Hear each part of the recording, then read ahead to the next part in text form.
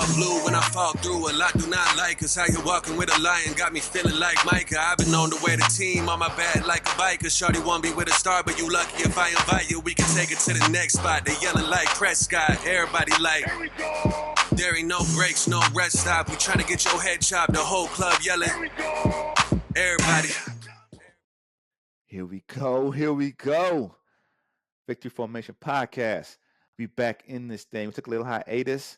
Eddie, Yeah, you glad to be back? Hell yeah, I'm ready. How you guys out there? We missed you. Did you guys miss back us? at it. We are back at it. I know y'all missed us. You don't got to say it because we already know you. We already know you did.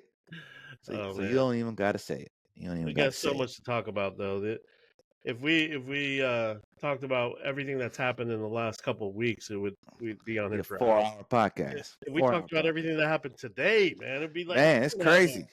Yeah, it's wonderful. We had a big day today. So we got a few things that we want to talk about. Mm-hmm. So let's start off with some hot news. We can get to the combine and stuff later. Let's talk with some hot news. Hot news. What you got for us? You are Cowboys insider. You got a spy in the locker room. What's going on? Well, we all thought that today was the deadline. We heard about from that they were going to put Osa on that tag, or they were going to sign him, and everything pointed to us tagging him, right? Because knowing our team, yeah. I mean, historical data would have shown that Jerry would have drug his feet on this and everything, but man, it was like 3:00 today that we got the news. Osa signed that extension, 4 years. Is it 4 years? 81. Yeah, 4 years, $81 million. Here we go. Hey, and that saved us quite a bit of money from the tag. Like the tag would have been around 25, 26 million when it all came out. So and that would have all went to the cap too. Mm-hmm. And so that's what I was going to say is like that. Now that he's signed, I think they can push a lot of that to bonus and. Oh yeah, they'll probably get that number down. Like when they can get it somewhere between like 10 and 15 million to count towards the cap. So we're good. They just did that for and then right after that, 10, 15 minutes later, news, CD restructures. CD restructured saved us $20 million towards the cap this year. The good thing is it's not like when they made his contract, they factored that in already. They knew they were going to restructure it. So when they did it, so the one thing I'm glad about is that CD's not almost in his career guy. Like I can foresee him playing out that contract and being effective throughout the whole contract to where we're not like, man, he's like the Marion Barber contract killed this one. Like he was good for 1 year. Back in the day, we would just sign people. We would extend them for like 6 years. Yeah, exactly. And you're like the last 2 years had the majority of their money and everything. And we're like dead cap number. Oh man, it's that was we used to be like old Eddie DeBartolo 49ers special. I always use, as much as I love them, rest in peace. I always use Marion Barber as the poster child for this.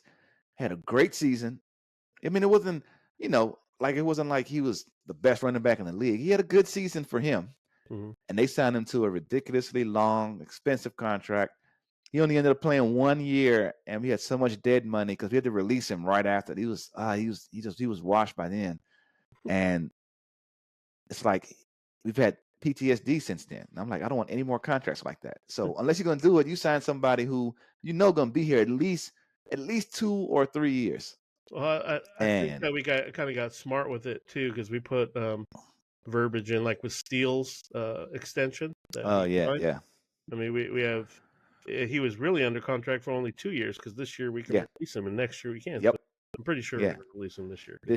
I'm pretty sure. So the numbers I've been seeing is we can get up close to $90 million in cap relief. So there's a new cap. I think it's what, 227 million. You remember? 270 something. 270. Hold on, I can tell you right now. Hold on. Up a lot. That's all I know. Salary cap NFL. And it's gone up the last 4 seasons, like pretty significantly. It's 279 million. Crazy. So it went up a lot, and so we saved 90. I mean, close to 90 with these moves. We haven't done them all yet, but these are the moves. The first thing they did was sign Osa. Mhm. That was one. The second thing they did was restructure CeeDee Lamb. That was two. They can restructure Dak, which they will because they built that in too. Mhm. And then they can release Steele, a post June 1st cut, and that will get us close to 90 million in cap savings. You know what? Another thing that I read that I keep seeing is a lot of people are like, "Oh, where's this all-in kind of mentality that we have?" If you looked on our roster, a lot of the free agents, it's crazy. It's like 17, 18 players that actually Man, played significant roles on our team that are going to be a free agent. our free agent list is ridiculous. And a lot of people, back months ago, they were like, "How are you going to re-sign all your team? You're not going to have anybody." But now, looking at what Steven said with the what is it, aggressive or the selectively aggressiveness, Yeah, right? selective aggressiveness. Sounds like a new era of WWE. Yeah, Selective it really does. aggressiveness. Like um, with Cena being a heel, but Yeah, man. the fact of it is we're going to have a lot of turnover. Oh, It looks like they're going to let a lot of these guys kind of walk, and we're going to replace yeah, them and spend money this year because yeah. I mean, it's just like there's no backup receivers. I mean, there's a few, but Nothing. like the big ones Yeah, that played aren't going to be there. There's the linemen are gone. Defensive linemen are going to be gone. There's going to be no safeties, basically. Like our corners that spent like Jordan Lewis, are we going to re-sign him or are we not? man. What are we going to do? I did see a thing where they want to bring back Anger and Sieg, the Yeah, punter and the long snapper. They put a tender on they put a Turpin. they put a second round tender on Turpin. So Yeah, on if Turpin. anybody signs him, then we get a And second round nobody's gonna pick sign off him for a the deal. second rounder. But Yeah. you know what I'm talking about? Like Yeah. they need to give us something. Or so He's valuable, but he's not second round valuable. he's the best punt returner in the game right now. He's the best. He's the best returner in the league. I mean, So kicker. so he's not nothing. So he's not nothing. But he's not second rounder, I think person. I don't think I think that I don't think they overvalued him. I don't think Not so either. especially with him being able to play receiver too. So I think second rounder, you don't find speed like that. It's just the size that is bringing Yeah. him down. So I don't know. Well, And then he did pretty good when they put him in the spot duty, like running back. yep, they had plays for him. Or when they, give him the little screens or whatever, he contributed. So it wasn't like he was Devin Hester where he was only a returner. Yeah. They tried hard to make Devin Hester a receiver, just didn't work out. But he was the best returner in the league He by was a far. So quarterback in college and high school. That's what's yeah, weird. and That they tried to put him at then he receiver. swapped, and then they tried to make him a receiver. He just couldn't do it, but they couldn't get rid of him because the value he brought as a returner. But to me, Turpin is that level of returner, and he can actually do stuff once he has the ball in his hand on offense. So I wouldn't mind bringing him back at all. I think the next domino to fall is going to be in the Micah extension. Micah Parsons. We got to. They already started talking, and I think yeah, by these, I mean, opening up money and getting this done, and I think that's what's gonna. It's either going to be Dak restructure or Micah's going to be extended. Those are going to be the two.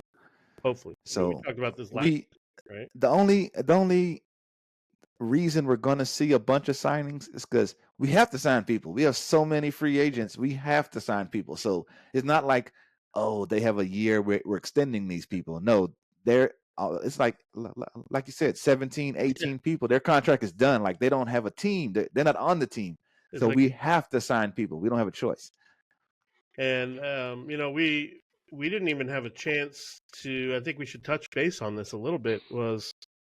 It's almost like our coaching staff, right? We couldn't dilly-dally and wait until we could sign a coach here and there. We had to get it done quickly. We had to. And they did it because because they have senior bowls and the combine. Like you can't let all that go by and then hire. No coach is going to take that job if they missed all that stuff. So they had to hire somebody quick. It's just the nature of the game. So like they were forced to hire people, which I'm glad because I'm shocked they signed Osa. I'm shocked there's like in this deeper talks with normally Jerry be giving us the well, we'll reach out, That's another thing. deadlines to make deals or Jerry whatever did not. crap he tried to. Jerry Yeah, he didn't have canceled anything. that. He's Jerry gone. canceled Like, his he usually has that yep, he didn't that talk. Senior Bowl where he talks it about and he has his bus behind him.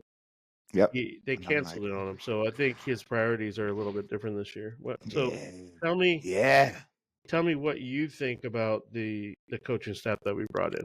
And I'll give you So it's like I started off low when they hired Schottenheimer. I started off low. I was like, what in the world? Like normally when they hire someone who doesn't have that much experience, it's because he's the hot coach, kind of like the Ben Johnson or the Slovic was a hot coach, but he fell off. But anyway, like kind of like that. Mm-hmm. There was no hype. From what I heard, nobody even interviewed Schottenheimer. So I was at a low point. I was like, man, what are we doing? But then when he started making his hires for DC, OC, offensive line, like the more, being in the Discord, y'all telling me about these people. So I dug into him and I'm like, he is really putting together an impressive coaching staff. So then my little by little, like the little thing when you're making money, it goes up and up and up. Was that and that's how it was. What's that game show that we all watched when we were younger? Price is Right. Yeah, the Price is Right. So one. yeah. So by the time he finished his staff, I was totally fine with it. I listened to some people who I trust, like the Broaduses and the Watches and all those. And by the time they were done, I was like, you know what? I'm feeling this. I'm feeling this coaching squad. What you think? I think that sometimes when your mom went to the store when she had like $20 left, she came home with some bomb dinner, right? Man. And it was like, how did it work? This? Yeah. So I think like the ingredients, we had some ingredients in the pantry that we hadn't used in a little bit, and for some reason, Schottenheimer has not come up on a lot of people's radar as a head coach. He's been an offensive coordinator. He's been a coach for like 26 years or something like that, right? Yeah, and he's been in the league. It's not like he's Jeff Saturday and they just hired him out of nowhere. Yeah. But the thing about it is like he has NFL blood. Like his dad was an NFL coach, one of the best, and he's been an assistant for such a long time. He just hasn't gotten his shot. I think every time there's like the door just closes behind him, and he's just moved on to be like a coordinator or a quarterbacks coach because he was ready in Seattle. He was ready. Yeah, after he revived Russell Wilson's career, like a lot of people don't realize he was when the year Russell Wilson almost won the MVP, he was the guy behind it. He was the reason why Beast Mode. And Russell talked shit about him about it and said that he was trying to take a lot of his game away and say that he wanted to run the ball. But anyways, I mean that's all hearsay. That's the reason why you don't hear a lot of Russell Wilson to the Cowboys as a backup because they don't like each other. I don't think Russell Wilson likes him because he likes to run the ball and Russell Wilson wants the ball in his hands to pass, and so it's all about who you have on the team too at the time. Too. Exactly. It could be. It could have been like Seattle had like our team last year where you just didn't have the ability to run, even though you wanted to. You just didn't. Yeah, you wanted to. You just couldn't. So my whole thought process on this coaching staff is we ended up with I believe one of the best coaching staffs in the NFL right now. One of the youngest and brightest. We didn't get a Ben Johnson. We didn't get the DQs of the world with all the coordinators and everything. It looks like we handpicked how the best coaches that will all have kind of the same mentality. The offensive coordinator that we signed, the offensive line coach from the Cardinals. Yeah, the Cardinals.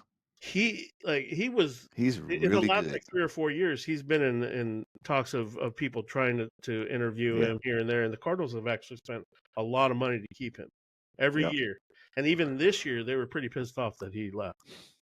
Yep. And then the the offensive line coach that we got, that was the offensive coordinator for Kansas State. If you follow his coaching career and not just what he's been able to do, he's actually changed a lot of how running backs and linemen work together and attack the field. So he's going to be coming with a lot of good ideas, working with our offensive coordinator. It's going to be ridiculous. Yeah, I like it. One thing I like about the staff is I feel like everyone they hired has something to prove because they've been doubted. You know, like people not looking at them like they should be, except the guy from the Cardinals. He was kind of But even him, like he wasn't Ben Johnson. He wasn't. Yeah, he wasn't. Slowick. He wasn't one of the top like ones. This guy is the next guy that's going to change the NFL. No. Yeah. And as you can see, like Slowick fell off in 1 year. He did. Like, man, I think they didn't they release him? Like, let him go? I don't know if they let him go. But yeah, it's like if they let him go and he's not on a team right now, because that's really crazy. Man, I'm almost positive I saw something about you need to find it. But yeah. So let me just finish up just a little bit. I got a little bit left. The crazy thing about this is that I personally have connection to 2 Cowboy coaches. Like it's just weird. Junior Adams, the new wide receiver coach and the passing game coordinator. He's coming from Oregon, where he was the offensive coordinator at Oregon. But I played against him in high school, and he was amazing. But what he's been able to do in college, if you look at the receivers that he's had under his, like he helped create Cooper Kupp. Yeah. He helped create, like, all these receivers that are changing the game right now. He had a hand in it. He's so amazingly smart. What our coaches have said why they brought him in was he's able to explain to a player what he wants him to do and just like relate to how they're learning. Is what I've heard. Yeah. Like it's not magic. He doesn't have this, idiot's guide to football that nobody else has. Mm-hmm. He just has a way of being able to communicate with these guys and it's a good coach. Teach them. Yeah, and that hasn't been in the NFL yet. He's coming from college. The other coach that I have a connection with is it's kind of crazy that we signed him too. Was our new quarterbacks coach? I don't know what they're naming him, right? But he's coming from being fired from the Browns. What's his name? Stefanski? No. Who I'm talking about? How we signed? What's his name? I know you're talking about. I just don't know his name. Hold on. Yeah, it's stupid though, because that's funny because I played with him in high school, and so the connection between these 2 coaches is insane. That I know them and that they're actually going to be interacting with the players on the sideline that we all sit and watch every day. It's crazy. Our defensive side. Oh man, I love Eberflus. Like I wanted him to be our defensive coordinator when he didn't. When he moved to the Colts. No, when he moved to the Colts. Because he was our linebackers coach. And they brought in Dan Quinn, which I wasn't that upset because when they brought in Dan Quinn. But I thought they were going to let him be the defensive coordinator, but he went up there. He's a very good defensive, like very good. Not average or kind of good. He's a very good defensive coordinator. And I think that he's going to be able to game plan. Like I think Zimmer was just he was in some tough shoes to be able to feel like he was. It was just chaotic, and there wasn't no money was spent. It was just like, hey, you need to figure out what you need to figure out with what we got, and how. And then he never got a chance to get. I mean, he got Kendricks, but that was it. Like he never got a chance to get his guys. He had to play. He had to play with someone else's guys. Yeah. Hey, Slowick went to the Dolphins. The Texans did fire him. Oh, really? They fired him after the playoffs, and now he's the passing game coordinator for the Dolphins. That's crazy. It's insane. Like, wow. The way that things can change when your quarterback gets hurt and your running back gets hurt. Right. All right. So and your receiver, right? Yeah. So how happy should our new coaching staff be about this combine? Did you see any gems when you were watching it?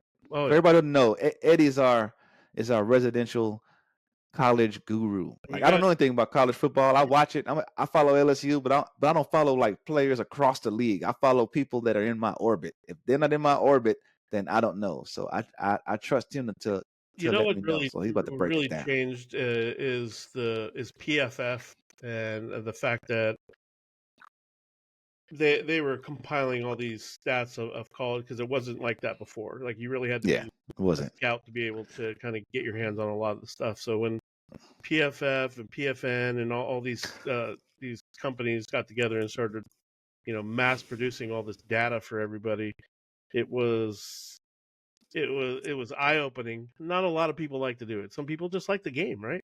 But to Yeah, me, it's more of a game. It's like chess. Like there is a strategic advantage to knowing other things here and there.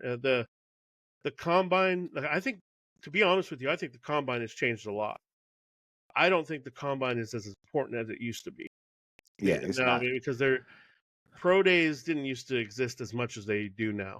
Yeah, Pro only days, super duper stars used to have pro days. Now, but if there was an issue, if somebody was hurt, that's when they had a yeah, pro day.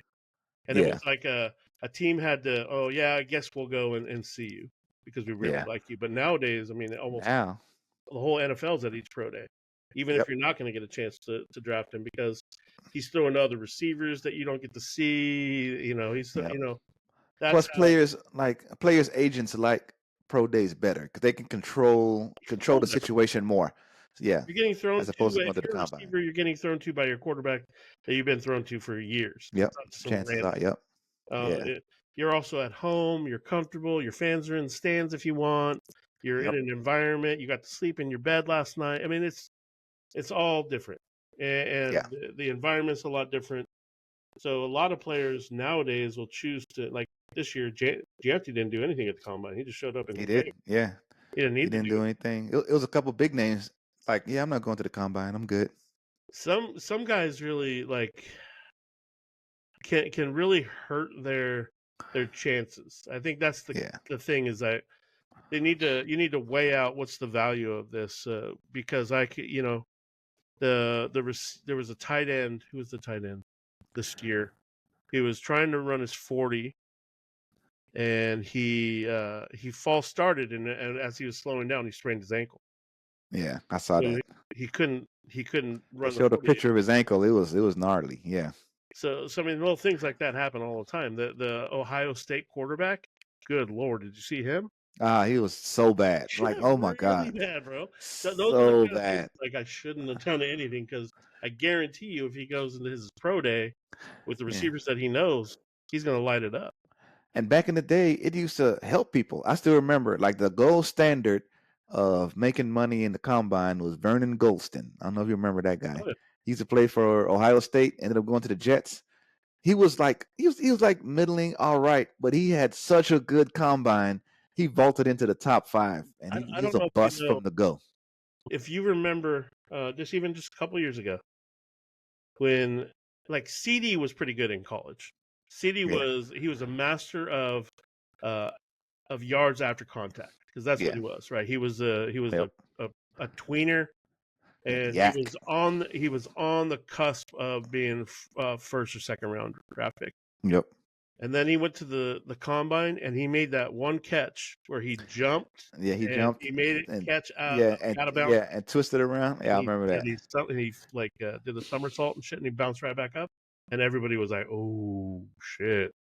Like that athleticism right there is not. Man, You cannot. I will always remember that draft only because I'm part of a dynasty league, Yeah. and we decide, hey, y'all want to do a group chat and watch the first round of the draft? I'm like, yeah, I've never done that before, and it was the CD draft, CD Lamb draft. So once it got to who was it?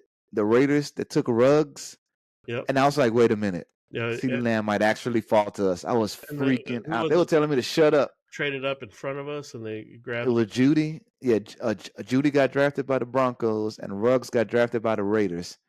And so, man, and then it was like some other. Was it the Eagles that traded up in front of us and grabbed? Man, I can't remember. I don't remember who it was. I'm gonna Somebody look it up. traded But up yeah, in front of us, grabbed somebody, and that left CD. And that's when I stood up in front of the window and I was like, "How about them fucking Cowboys?" And my wife was like, "Be quiet, quit yelling in the neighborhood." And I was like, "We're about to draft CD. You have no idea." Oh, that was amazing. So yeah, Yeah. like the combine this year, there was some standouts. Some guys really made a big name for themselves in the running backs. Since Janty wasn't there, some of the other running backs had to kind of step up and kind of showcase what they can do. Like Oh man, yeah. uh, Hampton, the guy from North Carolina. Hampton, I think probably took like a He he majority. he took He the took some of those title. votes away from first RB1. Janty is obviously. I think no. I don't think anybody's gonna pass up Janty for him, but there is arguments now that says this guy is. They're comparing the draft to the one where Gibbs was drafted second, but really turned out to be even a better. Oh yeah, yeah. But turned out to be better than Bijan. Yeah, But that's what they're saying. the jury's still out. Bijan still has a chance because that guy ruined him just like he ruined Pitts. He's a different kind of back, though. I mean, Gibbs in that offense is ridiculous, and I don't think Yes. if you put Man, him in that Detroit offense, you would have the same success because Gibbs. it's just one of those things where he just ended up in the right situation. Yep, 100%. Kind of like Mahomes with because they picked Trubisky over Mahomes. Yep. If Mahomes went to the Bears, he would not be Mahomes right now. If he would have played right away and got thrown into the mix, probably. Yeah, he would not be Mahomes. So it's like where you go matters. So I don't care how good you are, where you go matters. There was some really big offensive linemen kind of stuck out because that is going to be something that we're going to be taking a look at. That's high up on our priority because RIP Zach. So if you had to pick the top three, what position we're doing first 3 rounds? If Janty isn't there, I hope we trade back or we pick a offensive lineman at 12 because there's some really amazing offensive linemen that are ridiculous right this second. But if we traded back into like the early 20s or the late teens, I would think that we're going to do offensive line, and that's what I think we need to do.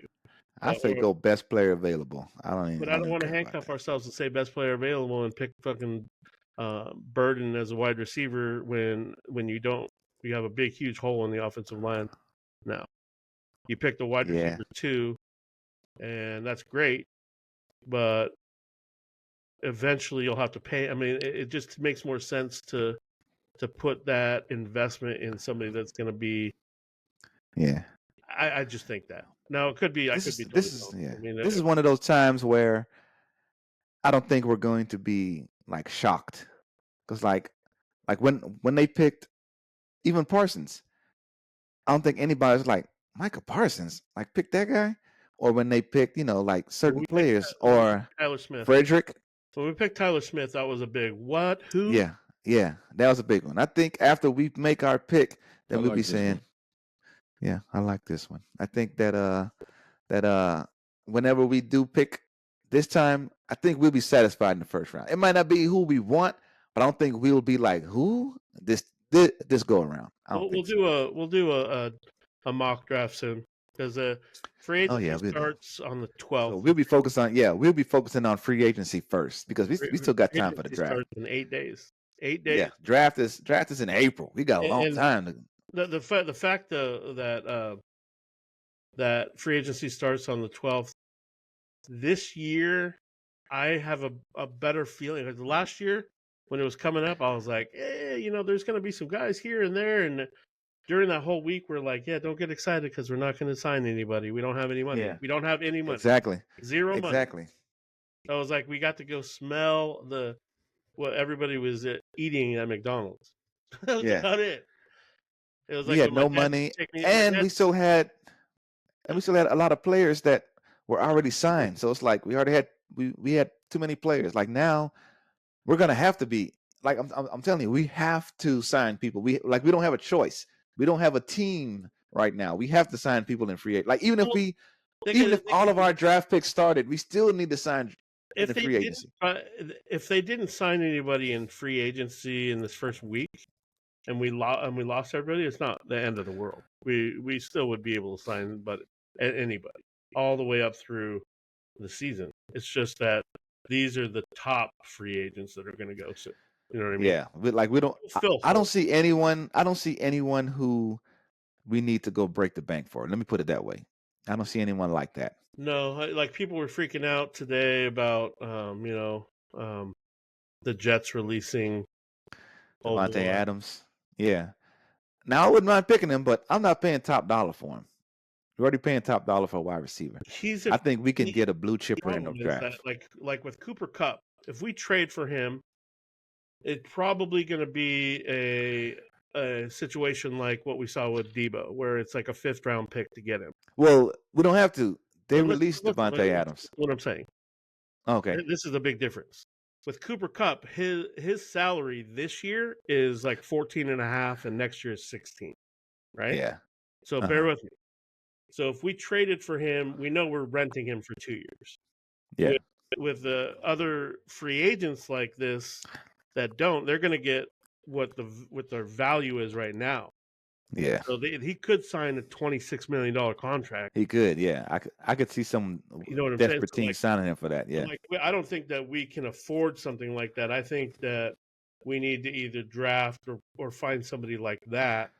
Yeah. Or I mean, that's the same thing that is going to happen with like the guy from Seattle. They want to trade Metcalf. They want Yeah. to trade Metcalf, and he's not going to get. I mean, he's not going to get a restructured salary right away. He's going to get what he's being paid right now. Yeah. Yeah. And He's then going to want that or with it. more. You know what I mean? So, I just think that I think that's the best financial way. Or Stephon Diggs is a free agent also. Yeah, I don't like him only because he's coming off that injury. I don't like that. It's a motivation thing with his brother too. So I think we need because we don't need bottom of the, we don't need like average receivers because we have Lamb and we already have average. We have Tolbert, we have Mingo, and we have the other guy, the rookie we had that was doing pretty good, Flournoy. Yeah, so we have those guys. I think we need one big name, and then we have, I think we need one big name, and then we can start filling out the bottom with no name receivers. I don't think they need to even. I think we have CD, we have Mingo, and then we have Tolbert. So there's 3 players that can play. Yeah, Flournoy's on contract. He's gonna either be on practice squad or he'll be like the 4th or 5th. We should draft and sign somebody. So we should sign a free agent if we can. I said Keenan Allen. He did pretty good. I like Keenan Allen. Yeah, as long as he comes route runner. Dak loves the route runners. As long as he comes with his own doctor and his own waiver. Yeah, I know, man. Put some adamantium steel in his bones or something. That's the problem. To make sure he's all right. But he did pretty good last year. He was actually pretty healthy last year for the most part. For him, he was healthy for the most part. Their offense was just abysmal. It was so bad. He was open a lot, and Caleb Williams missed him a lot.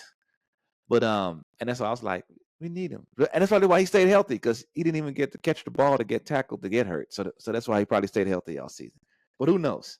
Yeah. Chicken or the egg? But we'll see. But yeah, but anyway, but this is just our first show coming back. We want to ease on in there. We didn't want to give y'all the whole thing, just a tip so y'all can get ready for free agency coming up. We got the draft coming up. Summer, then training camp, then we got all that. We'll have y'all ready for the season. So by the time August comes around, that first preseason game, we'll be back to being excited about the Cowboys and hating the Eagles and hating the Giants and hating the Washington Seabirds. We didn't even have to talk about when the Eagles won the Super Bowl. We just let that pass. Yeah, I'm glad. I'm glad we were out for that. I'm glad we were out for that. But we back. We back up. So tell your friends, they come get a hit. First time's free. So we got some testers out right now. So I'm gonna see y'all come on and get it. Yeah. So in the next couple of weeks, we're gonna be talking about free agency. We're talking about draft selections and scouting, and what strategies. What we're gonna have some guests on from the Discord. Yeah, we're gonna try and get people to come on here and give us, because we got a couple of draft gurus in there, college gurus. So I lean on those guys. They come to me for relationship advice, and I go to them for college football advice. We're gonna do a mock draft. Oh We're yeah, gonna. we This did is gonna one be last fun. year, so we're gonna do it again. And so stick around. Make sure that you're following, subscribe to our channels and everything. This so that you get the alerts, because the information that we're going to Coming provide is going to be quite hot off the press. Hot off the press. helpful, right? Yeah, straight out the oven. Come get you a slice. Straight. It's going to be that Cinnabon smell in the airport. Oh man, it smells The one so that they good. pump out, It smells so good. and I'm excited. All right, Eddie. Tell the people bye so we can roll on out of here. It's dinner time. You know how it is. Make sure that you're hugging and kissing everybody that you love. Tell them good night. Don't go to bed angry. I love you, kids. That's right. All right, y'all be good and holla. Peace out, bro.